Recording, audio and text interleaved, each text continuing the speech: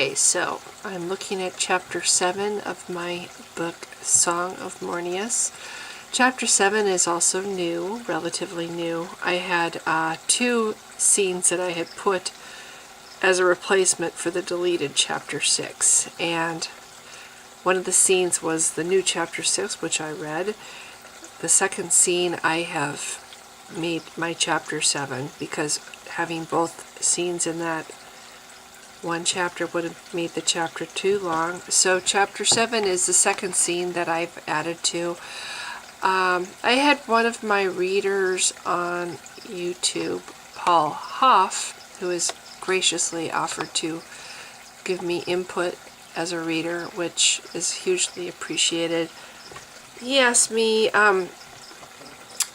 something that I had not yet gotten into in the story. He asked me a question that I do answer later on in the story as pertaining to how did humans get to be on this world. I kind of give it a few hints throughout the story, and I don't think it really comes out in detail until after chapter 30. So the fact that we're just finishing up with chapter 6 and he's asking me this question makes me think that maybe I need to make that information available earlier in the story. So, as part of rewriting chapter 7 and using this scene that I had, that was just another one just out there, I incorporated an explanation into chapter 7 to answer that very question. As much as somebody, well, anyway, I'll just read it. And hopefully after I read it, this will make more sense to, or at least answer that question a little bit better. So here's chapter 7. Galen drifted, lulled from the mist by the slow rock and sway of motion, the creak and crunch of hooves breaking through snow, and the feel of arms wrapped tight around him, hands knotted against his chest. Voices spoke above his head. He saw glimmers of firelight, the golden rise of another dawn. Hands tended him, shifted him. For a time he rode, and then he was carried. Then he slipped inside the fog. He awoke, tangled in blankets. Gasping for breath, he mashed his forehead against the frozen waxed leather of the tent. Sweat clung to his chest, ran cold behind his neck. In a state of half-dreaming, he gaped at the tent's slanted roof, the hushed grainy sounds of snowflakes against leather. Though his face flamed hot, his hands at his sides were clammy. Slowly he lifted his head, gazing in bewilderment at the tent's bright interior. Crawling from his blankets, Galen peered out through the tent flap at the pale milky sky, the great peaks looming above his head. The nearby trees were winter whites, a mountain conifer not found on the hills around Meredith, which meant the army had been traveling. Galen kicked his aching legs free from the last of his blankets, then propped himself up on his elbows for a better view. A figure by the central fire drew his attention. It was Tarek, alone with his thoughts. Watching him, Galen climbed to his feet and picked his way from the shelter. He dragged a blanket behind him as he went, raising it up about his shoulders. Spear points glittered around him.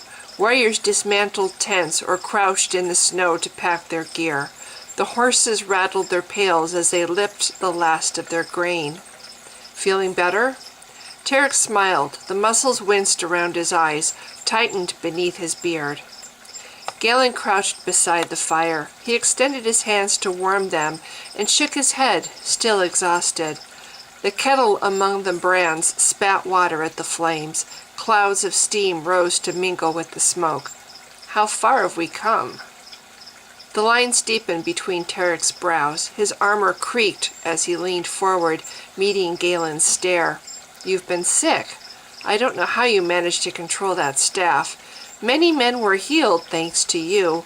That was the day before yesterday. The day before? We are 20 leagues from Meredith now, said Tarek. The mountains slowed us a bit, but our new ponies have definitely proved their worth. Galen blinked. Around him the world seemed to tilt. Slowly he settled on his haunches.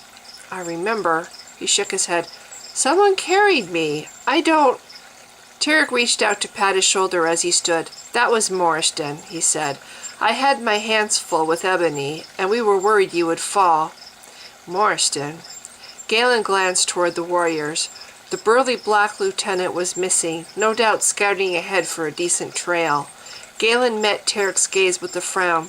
I'm sorry I slowed you down. I'll walk today. No, you'll ride. With a curt nod, Tarek reseated himself as Daravan Silva, fully clad in his gleaming black armor, stopped beside him with his breakfast. When Galen glanced hungrily at the steaming Feli porridge, Tarek handed him the wooden bowl, then motioned Silva to bring another. The guard gave a jaunty salute and sauntered off. Galen tasted the Feli. Its honey savor and nutty smell made him ravenous all at once. 3 sticky spoonfuls were warming his belly before he remembered to thank his friend. Laughing quietly, Tarek leaned toward the flames and lifted the kettle with Jurgen's fire stick. As Galen watched, he poured them both Shamara tea. Once again you've gone too long without food. Tarek handed him a mug. Captain Jurgen got some broth in you yesterday, which was more than I could do. I don't remember. For a time Galen sipped the soothing tea and stared into the fire. His hand itched for his staff, for the reassurance of Mornius's power. He looked up as Tarek accepted another bowl from Silva and began to eat. Tarek, the elves in the temple said something strange. I don't know what they meant.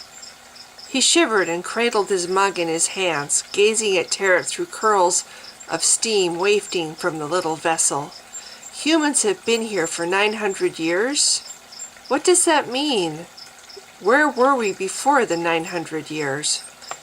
Tarek wiped his mouth and swallowed. Were I a scholar, I'd have an answer for you. All I know is what I was told by my father, who repeated what he was told by his father. Galen stared at his tea. I had no father to tell me anything. Well, Tarek stretched out his legs and set aside his empty bowl. The story goes like this. There are creatures who live above the sky. Some ward darkness, others light. The two can't exist without the other, yet they're mortal enemies, opposites. Now it was Tarek's turn to stare into the flames. Galen, eyeing him, saw the love in his hazel eyes he bore for the father he remembered. Warders of light create suns. The warders of the darkness have a kind of anti-power that devours energy. They destroy suns to create darkness, while the warders of light strive to protect the suns and any worlds created by them. Our world was threatened by a warder of darkness, and our warder tried to defend it, but failed. He was outmatched by the invader. You've heard his name before, Galen. Halram was that warder. Are they gods? Galen blew at his tea, his eyes half closed by the Shamara's calming effects. They sound like gods. Compared to us, maybe, Tarek said. I asked my father that question. He said no, even though we humans once believed they were. Nothing exists outside of nature, Galen, not even creatures so great as these. They can die. They can wound or destroy each other. Halram was a juvenile, warding only one son, ours. Melian was a mature dark warder who came to devour it. But Melian discovered the existence of life on our world, and since dark warders relish the pain of others above all else, Melian took full advantage, which gave Halram time to do something quite original, something no warder of light had ever thought to do. While Melian's attention was bent on torturing humans, Halram attacked his own son he was supposed to protect, infused it with so much power from himself it exploded. We were already doomed, and Halram knew it. He was trying to kill Melian. Tarek sighed at his look of confusion. It's just a story, Galen. I really know nothing about this or what really happened. None of us know. How can we? All I do know is these things exist. They don't have bodies like we do, but they exist. The elves mentioned Halram, Galen said. What happened to him? What does he have to do with my staff? Another warder happened. With the back of his wrist, Tarek scrubbed at his forehead. Sephram, the warder of this sun. He gestured with his free hand to the glaring light beyond the trees. His desire to save Talankai happened. Warders prize magical worlds above all else, and when such a world has life on it, I guess that's very rare. The sun we see above didn't look like this 900 years ago because it was dying. Sephram caught up whatever stray power he could find to rekindle it. And that distant explosion, Galen, he caught up all that power, ensnaring every form of energy he found. That included Malian and Halram locked in their mortal combat, and anything else he found still living. Tarek smiled into the flames. Mature warders make mistakes too, I guess. Glancing up, he met Galen's puzzlement. That's all I know. The warders Sephram caught were rejected and cast aside as power unsuitable for his purpose, as were we and all the life from the dying world Sephram's power had snared. Like a net, he mused, grinning.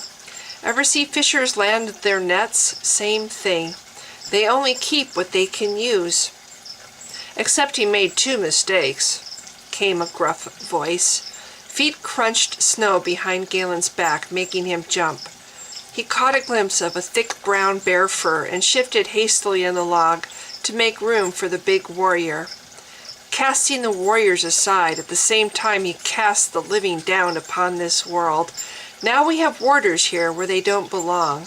Morstan laughed and seated himself down, like throwing a nest of hungry vipers right where your children are sleeping. He arched his thick black brows at Galen. Bet your stepdaddy never did that now, did he, boy? Morstan paused, and Galen wanted to squirm as the big man held his eyes. Myth and nonsense, Morstan said gently, and really, mostly nonsense. Don't believe all you're told. Tell that to his staff, Tarek snapped. Galen glanced over at his face reflecting the firelight, the glints of sudden anger in his eyes. Galen, go fetch Mornius, will you? I'd like the lieutenant here to meet Halram. Galen tried to rise to comply, but Morstan stayed his wrist, forbade him to stand. No, Morstan said. His eyes were laughing now. No, he said again. He's in my staff. Galen stared across the fire at Tarek's face. This juvenile warder who Sephram threw down. He swallowed. How? I don't... The stone is from our world, Tarek told him. It has no magic. He hurts nothing so long as he dwells there. Malian would have destroyed him and everything alive under this sky if he hadn't retreated the way he did. Their power and the natural magic of this world cannot mix. He didn't mean to kill during the battle like he did, Galen said. He put down his empty mug on the log beside him, and then stiffly he stood. From the nearby tent he sensed his staff. More and more he felt wrong being parted from it. He wanted to heal those Veelermen. I don't know what I did, Tarek, but Galen lowered his head. I don't know. After a pause, Tarek nodded. When I learned you were sick, I suspected this. Dren also described your confusion during the battle. He mothers me, Galen said flatly. So do you. I can take care of myself. Tarek set aside his mug and with a soft creak of leather leaned toward the dancing flames. Dren saved your life during that battle, whether you remember that or not. He's your guard now, as Silva has been mine since my manling. Stop being so stubborn.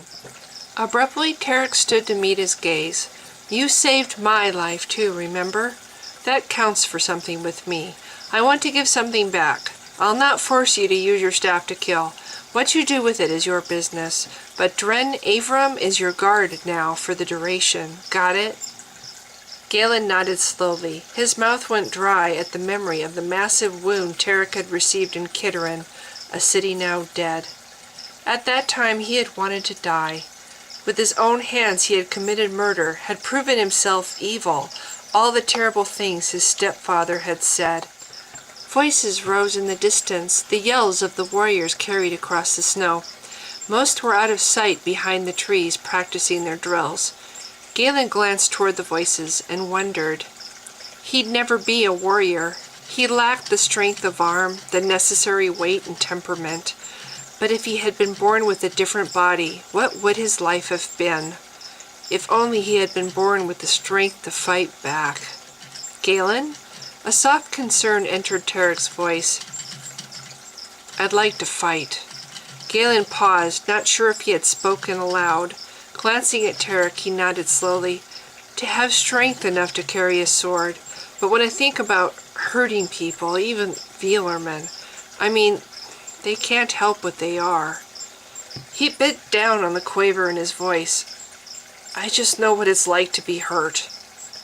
Tarek met his eyes, then cleared his throat. We've all been hurt, he said.